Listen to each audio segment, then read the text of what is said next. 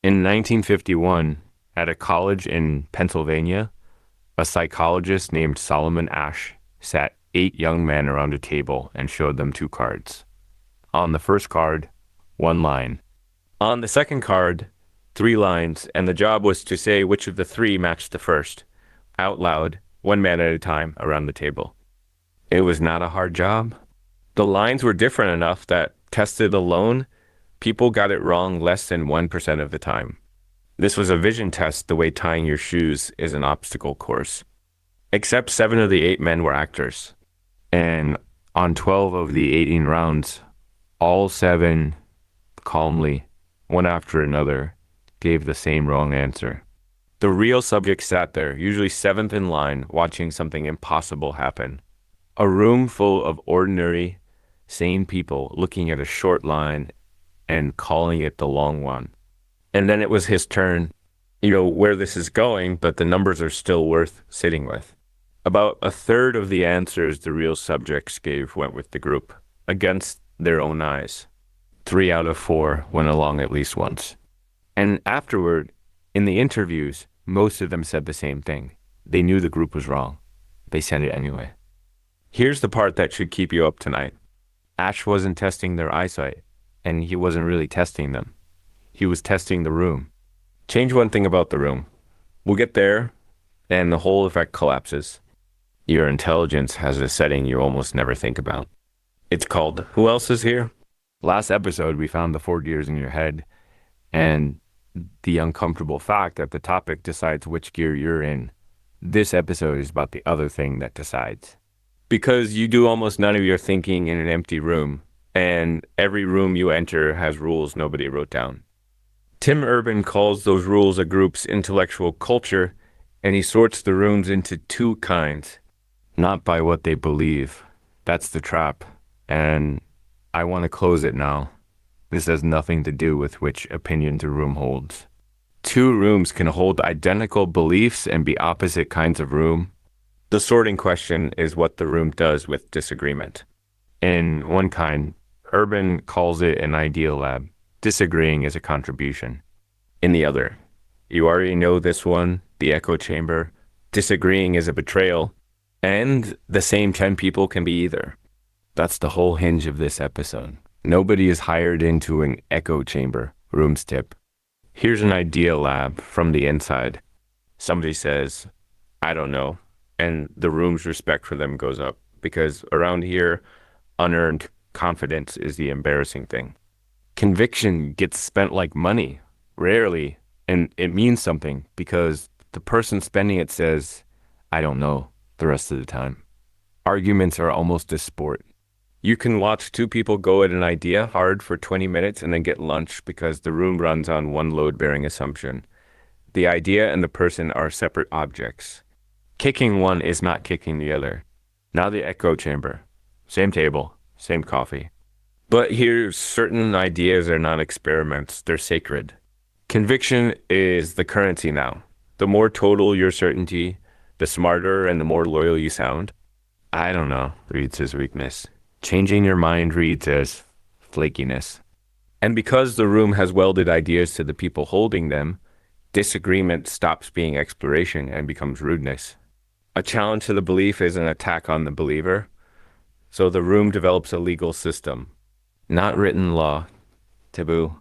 Say the wrong thing and the fines are status. The jail is being quietly left out. And the death penalty is exile. Everyone knows the tariff schedule by heart, which is why almost nobody ever has to be punished. The sentence gets served in advance in all the things that never get said. One more thing, and it's the one people miss. An echo chamber doesn't need a tyrant or a cult or a cause. Urban points out it can be 2 people. If one half of a couple has learned over the years that challenging the other's strong opinions is never worth the evening it costs. That marriage is an echo chamber with a population of 2. Somebody's ruling it, and neither of them ever decided that. Why does any of this matter beyond office politics? Because of what a room full of talking people actually is. A single neuron is nearly useless. 86 billion of them connected are mine. Urban's point, and he's borrowing from real science here is that the same trick repeats one floor up. Individual brains, connected by conversation, form a larger thinking system. The psychologist Jonathan Haidt puts it plainly in The Righteous Mind. If you arrange people so that some can use their reasoning to knock down the claims of others, the group produces good reasoning as an emergent property. The catch is in the arrangement. Arrange them as an ideal lab and something remarkable happens. Every person's biases point in a different direction, so they cancel. My blind spot is covered by your working eye. One member finds the flaw, and because changing your mind is cheap here, the whole system drops the error at the speed of conversation. The group becomes smarter than its smartest member. Urban calls this a genie. Arrange the same people as an echo chamber, and the machine runs in reverse. Now the biases are aligned, all pulling the same way, and they don't cancel, they compound. The doubts, which still exist inside every skull at that table, stay locked in the skulls, because the tariff schedule says so. The group certainty goes up as its accuracy goes down, and you get Urban's other creature, a golem, a giant that is more confident than any member, dumber than the average of them, and completely unable to notice either fact. That's the answer to this episode's title. 10 smart people don't become one idiot by getting dumber. They become one idiot by connecting wrong. Urban tells a fable about this. A kingdom, a new insecure king, a decree from the palace steps. Mock the king's mustache and you die. A few citizens object. The king orders his guards to hang them. And here's the moment the whole book turns on. Every guard, privately, is against it. If they simply stood still, all of them together, the order would evaporate, because a king's power is exactly as real as the obedience in front of him. Each guard knows this. Each guard also knows what happens to the first one to refuse if the others don't follow. The silence stretches, and then one junior guard, terrified of being suspected, shouts, "Hang the traitors," and the rest join in, relieved.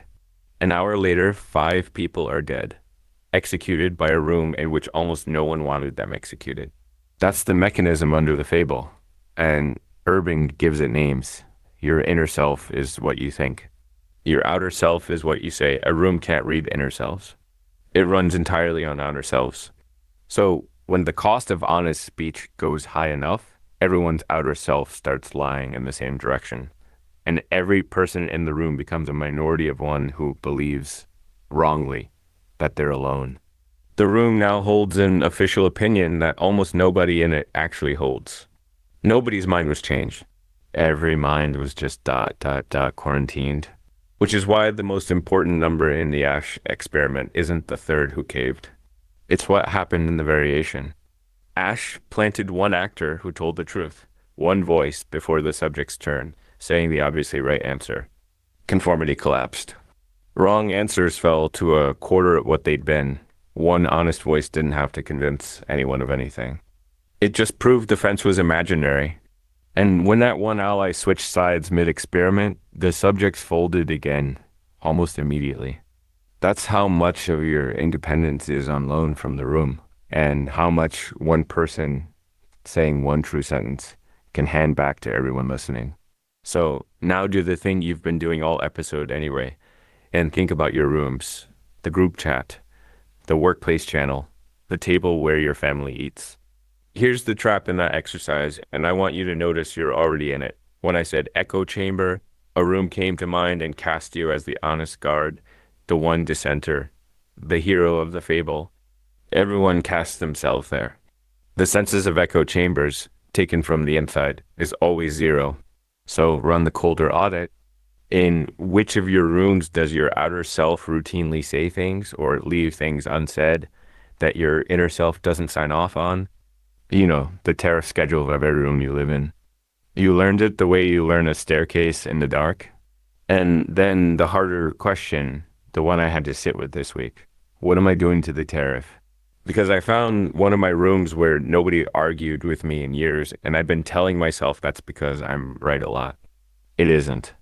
It's because somewhere along the way I made disagreeing with me expensive. one eye roll at a time. And the people who love me quietly stopped paying. No one got hanged. That's what a mustache court looks like when it's yours. The room makes the mind, but you right now are somebody else's room. Because rooms scale, a company is a room. A movement is a room. A country is a room with a flag on it. And every one of them runs on the same physics you just watched. Outer selves, tariff schedules, and the occasional junior guard shouting first. Which raises a strange question.